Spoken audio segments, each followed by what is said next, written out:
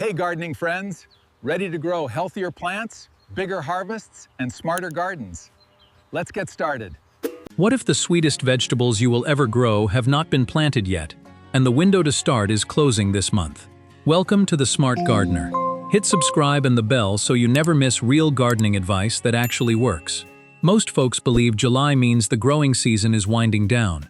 That single mistake costs you half your harvest year. Here is why. When fall air turns cold, your vegetables do something that summer heat simply cannot trigger. They convert their own stored starch into sugar as a natural defense against freezing. Carrots get sweeter. Kale turns buttery mild. Cabbage tightens up crisp and clean. This is not the leftover season. For these crops, it is the best one. Today I am walking you through 16 crops you can plant right now in July, each one backed by science. And every single one earns its spot in your fall and winter garden. Stick with me, because this changes how you see the second half of the year. Let us start with the crops that love this July heat. First up, beans. Most people plant beans once in spring and call it done. That is a waste. The real move is succession planting, dropping a fresh row every 2 weeks all through July.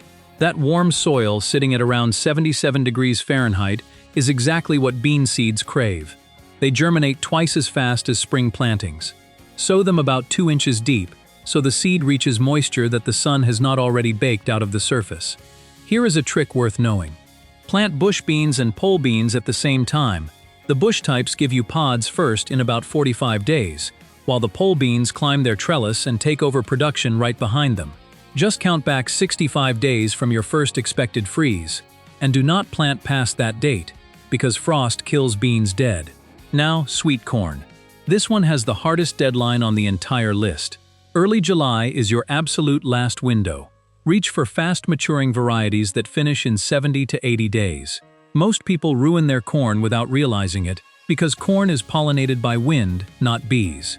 Every silk strand connects to exactly one kernel, and a single tassel produces millions of pollen grains that need to fall onto those silks. Plant in a block, at least 4 rows by 4 rows, never a single long row. Walk through your patch each morning when the tassels are shedding pollen and gently shake each stalk. That simple habit fills out ears that would otherwise end up with bald gaps. Next, cucumbers. If your spring planting got hammered by beetles or disease, July hands you a clean start. Planting now lets the vines skip right past the heaviest pest pressure of the year. But here is the one thing that decides whether your cucumbers taste sweet or bitter. Water. When a cucumber plant dries out, it produces a compound called cucurbitacin as a stress response, and that bitterness concentrates in the skin and stem end of the fruit. Deep, steady watering is the entire job. A bush variety gives you fresh cucumbers in 50 to 60 days. And finally, summer squash and zucchini. You know the reputation. One plant, and suddenly you are leaving bags on your neighbor's porch. But there is a sharper reason to plant now. The squash vine borer, that orange and black moth that tunnels into stems and collapses your plant overnight, lays its eggs from late June through early July in most of the country. A fresh July planting lands after that egg-laying cycle has passed, giving you clean plants that establish fast and produce right up until frost. Mound soil over every second or third vine node as the plant grows. Those buried nodes sprout backup roots, so if a borer does find the main stem, the rest of the plant survives. Give them plenty of space for airflow to stay ahead of powdery mildew, and you are set for 50 to 60 days of non-stop harvest. Now, everything changes. Every crop from here forward plays the opposite game. They do not want the heat, they need the cold, and the frost is what makes them worth growing. Broccoli only forms those tight, dense heads when it matures in cool air. Push it to grow in summer heat, and you get loose, bitter florets that bolt before harvest.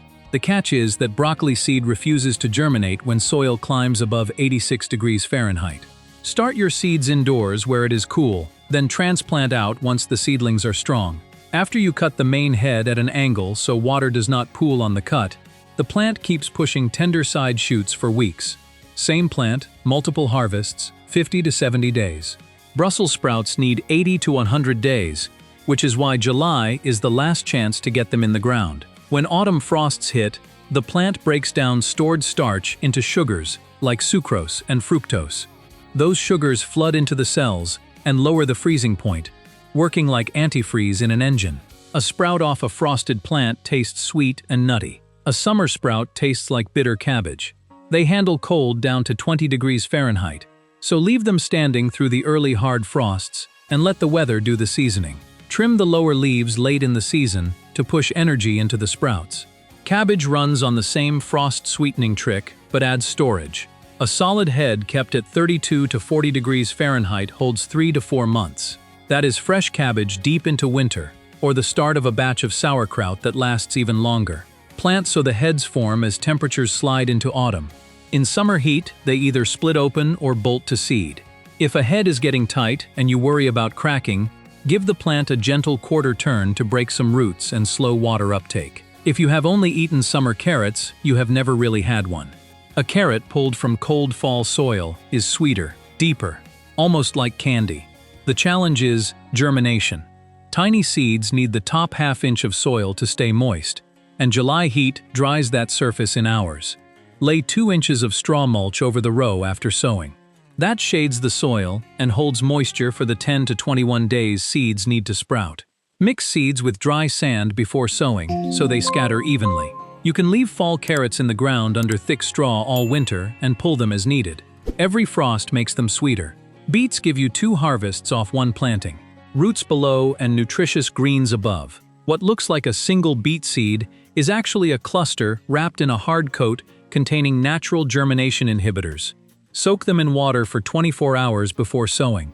That washes away the inhibitors and pushes germination from below 50% up above 85%. The cool nights of September and October pack sugar into the roots through the same frost sweetening that works on carrots. Coming up next, the toughest greens in the garden. A crop that refuses to grow in heat, plus the clever tricks to beat it, and the fastest seed-to-plate vegetable you will ever plant. Kale is the toughest leafy green you can grow. It shrugs off, freezes down to 20 degrees Fahrenheit, and stays standing long after everything tender has turned to mush. But the real reason to grow it is flavor. A summer kale leaf can be chewy and bitter. That same leaf, after a few hard frosts, turns sweet and almost buttery. Plant from mid-July through mid-August. Pick the outer leaves young for salad at 30 to 45 days, or leave it standing into the cold for big sweet leaves perfect for soups. Cut the outside, let the center keep pushing, and 1 planting feeds you for months. Lettuce is the trickiest crop on this list because July heat makes it bolt, turn bitter, and refuse to germinate above 80 degrees Fahrenheit. But you beat it with 3 moves at once. Shade the bed with 50 to 70% shade cloth or tuck it behind something tall.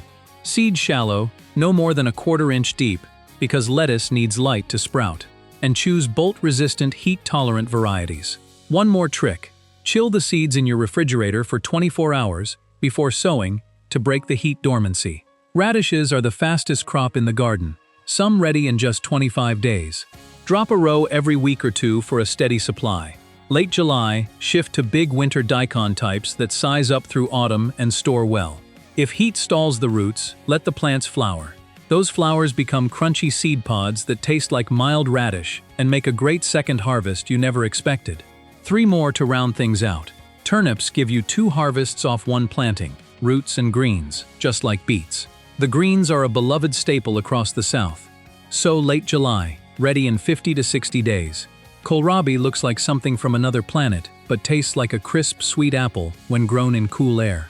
In heat, it turns woody because the plant produces extra lignin, the compound that makes wood hard. Swiss chard is the most forgiving plant here. It handles heat without bolting and frost without quitting. Sow in July, and it feeds you continuously for 3 to 4 months. The colorful stems in red, gold, and pink are loaded with betalains, powerful antioxidants. And now, the one most gardeners leave off their list: collard greens. They are the cold, hardiest member of the entire cabbage family, tougher than kale, surviving through snow and hard freezes. Collards have been a cornerstone of southern cooking for generations, but grow beautifully across the entire country. Sow mid-July, about 12 weeks before your first frost, and harvest outer leaves continuously. After frost, the same starch to sugar conversion sweetens the flavor. Those thick, sturdy leaves work as wraps for meat and vegetables. and they are packed with calcium and vitamins. This is number 16, the crop the other channels skip, and it might become your favorite. Look back at those 16 crops and notice what they really are. This is not just a list, it is a calendar. The beans and corn and squash close out summer with one last burst of warmth. The carrots, beets, and kale wait for the cold and turn it into sugar. The cabbage, Brussels sprouts, and collard greens carry you deep into winter. And the chard just keeps going through all of it. Most gardeners ask one question in July: what is left to plant? But the ones pulling sweet carrots from frozen ground in December ask a sharper one: what will still be feeding me when the snow falls? That is the shift. Stop treating July as the end and start treating it as the beginning of the sweetest half of your gardening year. Your garden is not winding down. It is about to do its finest work. Tell me in the comments, which one are you planting first? If this changed how you see the back half of the year, subscribe to The Smart Gardener, and I will see you in the next one.